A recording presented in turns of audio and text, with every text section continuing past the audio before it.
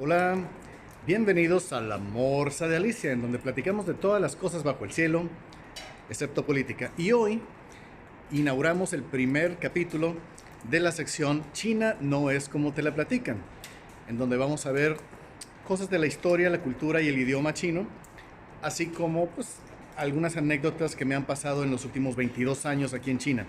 Y estamos empezando en la terraza de la oficina porque está nevando y estoy seguro que nunca han visto nevar sobre un chacmol, sobre Coatlicue y sobre Tlaloc.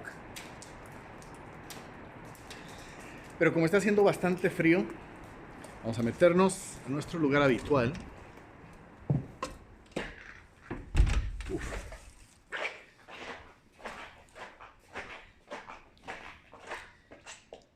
Y esta es la vista que tenemos aquí de la oficina. Allá pueden ver el estadio del Loto, que es el que se va a usar para los Juegos Asiáticos de 2023.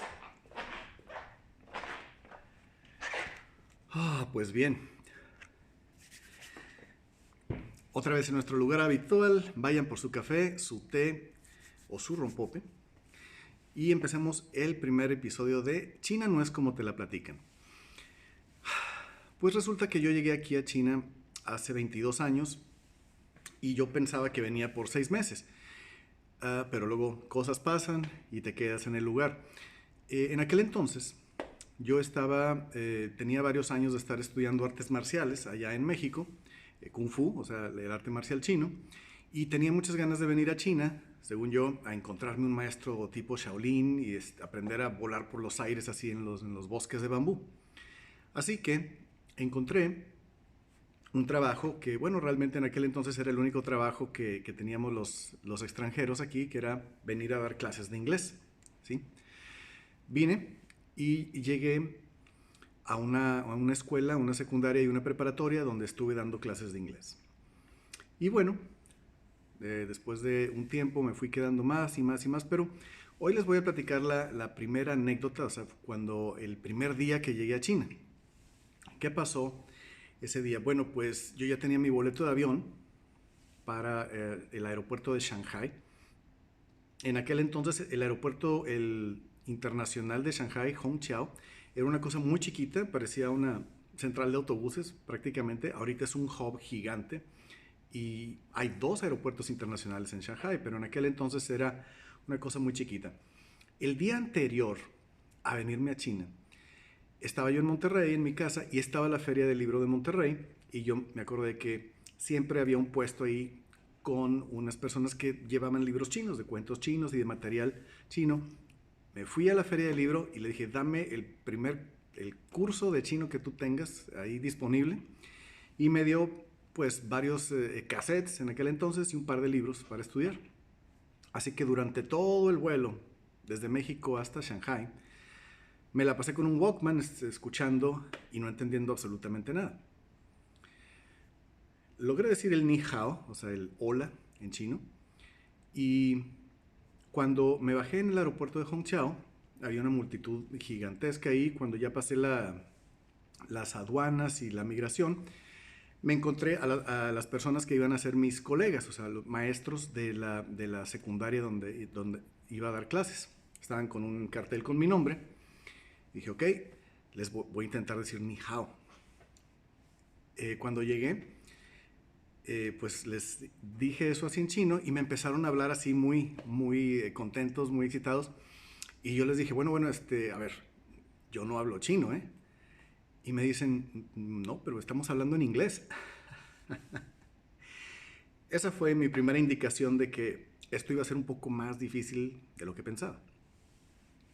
Sí, en aquel entonces la gente tenía un acento muy fuerte. O sea, la gente en Asia, en muchos países de Asia, en China, Corea, Japón, Tailandia, tienen acentos bastante fuertes y a veces es complicado.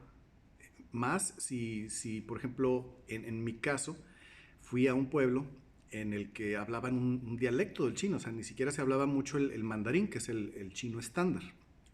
En, en China, por su historia antigua, feudal, se desarrollaron muchísimos dialectos en cada ciudad, Sí, hay dialectos que se parecen mucho entre sí regionalmente y finalmente en el siglo XX se decidió pues usar el dialecto del norte, o sea, el acento del norte, para crear lo que ahorita le llamamos mandarín o putonghua. Putonghua quiere decir idioma universal, ¿sí? Entonces, ese idioma es el que se enseña en las escuelas, en el que se dan clases, en el que vemos las noticias en la tele, pero pues cada quien en cada ciudad habla con sus dialectos o con sus acentos y en algunos casos son muy muy fuertes. De hecho, no es como en el español, que por ejemplo en México tenemos muchos acentos, ¿sí? Pero si vas del norte al sur, pues puedes entender. Si yo soy de Monterrey y voy a Yucatán, pues no es que no entienda lo que me están diciendo. A lo mejor habrá algunas palabras que se usan de forma diferente a como yo las usan de forma curiosa, pero eso lo aprendo en minutos. En chino, no. Por ejemplo, una persona del norte que habla los dialectos de allá del norte o con los acentos del norte, puede venir al sur, a un lugar como en el que yo llegué, y le hablan en el dialecto local y no entiende absolutamente nada, pero nada, como si le estuvieran hablando en ruso, así. Entonces es un gran problema, porque pues todo el mundo hablamos mandarín, pero hay gente cuyo dialecto es muy diferente, entonces incluso su mandarín es complicado de entender. Así que, bueno, esa fue la primera lección, que no hay bueno, hay un chino estándar, pero en todo China se habla con acentos bastante diferentes y a veces que son tan fuertes que no los puedes entender. Y bueno, esa fue mi primera impresión del chino, que cuando me estaban hablando en inglés pensé que era mandarín. Con el tiempo, pues obviamente, daba yo clases de inglés por las mañanas y en las tardes y en las noches estudiaba chino.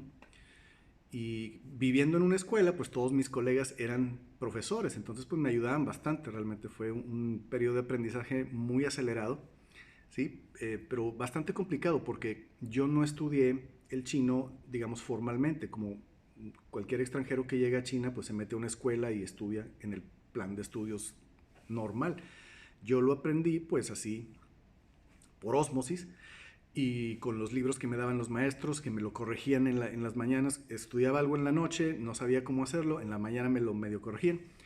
Y así, entonces, mi chino, mi pronunciación es buena porque pues lo aprendí así de forma muy intensiva, estando con la gente todo el día, pero mi gramática no es perfecta como la aprende alguien así en la universidad, donde se hace mucho énfasis en la gramática.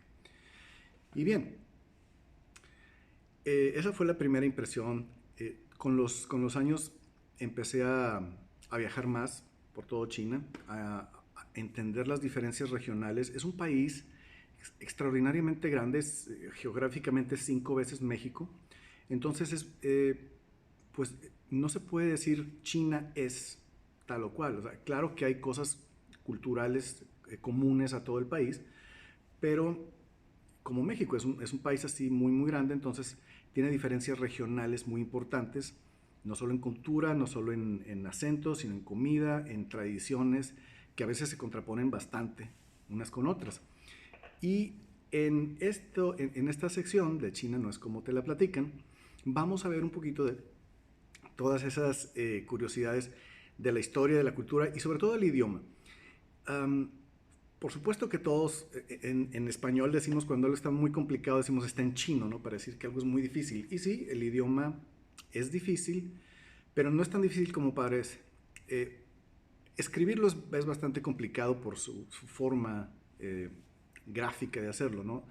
Pero hablarlo y entenderlo no es tan difícil. Y de hecho, la gramática china es bastante más fácil que la del español, ¿sí? Se parece a la del inglés, es una gramática muy sencilla, gracias al cielo, ¿sí? Entonces, no vamos a estudiar aquí chino, pero les voy a decir algunas cosas de cómo se compone, cómo se construyen los conceptos, las ideas, de una forma bastante... Es muy divertido. La verdad es que estudiar chino es muy divertido. Por ejemplo, sabes que hablando chino mandarín podrías hacer caca por los ojos. bueno, o sea, no es que sea un efecto de hablar el chino mandarín, sino que la manera de construir la gaña se construye de caca de ojo. Y así, por ejemplo, la cerilla del oído es caca de oído. Entonces, cuando te aprendes eso, es difícil que se te olvide. Son cosas muy, las construcciones son muy gráficas y muy idiosincráticas, ¿no? Vamos a ver muchos ejemplos de esos que son igual de curiosos, igual de divertidos. Y para terminar este episodio de introducción, les voy a contestar rápido algunas preguntas que siempre me hacen al final del día cuando digo que vivo en China. O sea, ¿hablas chino? Sí. Entonces, ¿hablas japonés también? Pues no se parecen nada. Las escrituras sí se parecen porque los caracteres chinos se usaron luego en Japón, pero hablarlo no, es absolutamente diferente. Es como decir, hablas español y por lo tanto entiendes ruso, pues no, así no se parecen nada. Ahora, otras preguntas que me hacen así casi siempre, ¿has comido perro? Sí. ¿Lo comes todos los días? No, es muy raro de comer, nada más en algunas regiones se come. Y es caro además, no es fácil de encontrar, o sea, no es una cosa que te metas a un McDonald's chino o a un restaurante normal y pidas unos fideos con perro, no. Es una comida bastante específica de algunos pueblos y algunas regiones chiquitas. Y la pregunta por la que vine originalmente, o sea, que estudiaba yo artes marciales, la pregunta es, ¿encontré un maestro así tipo Shaolin? Sí, entrené mucho tiempo con él. Y la otra pregunta es, ¿aprendí a volar por los aires como en las películas? Pues todavía no, porque resulta que se necesita más entrenamiento del que esperaba. Así que es un trabajo en proceso. Pero bueno, hay muchísimas cosas que decir de China, ¿sí? Muy divertidas, muy interesantes, apasionantes. Y en esta sección de China no es como te la pintan, las vamos a estar viendo poco a poco. Sí, gracias por estar aquí conmigo y nos vemos en el siguiente episodio de La Morsa de Alicia.